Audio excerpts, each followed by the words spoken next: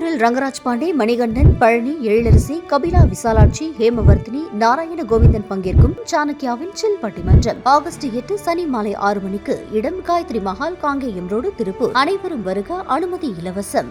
சென்னை செய்யாறு சிப்காட் பகுதியை இணைக்க 4 வழிச்சாலை அமைப்பதற்காக போடப்பட்ட டெண்டரை தமிழ்நாடு அரசு ரத்து செய்துள்ளது.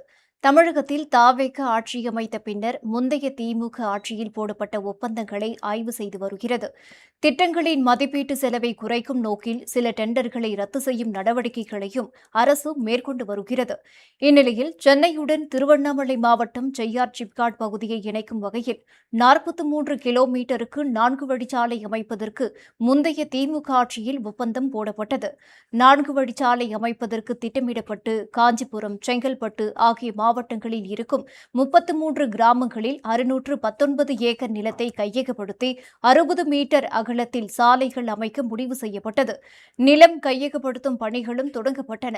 சென்னை, காஞ்சிபுரம், செங்கல்பட்டு, திருவள்ளூர் ஆகிய மாவட்டங்களில் இருக்கும் சிப்காட், சிட்கோ தொழிற்பேட்டைகளில் 1000க்கும் மேற்பட்ட தொழிற்சாலைகள் இயங்கி வருகின்றன.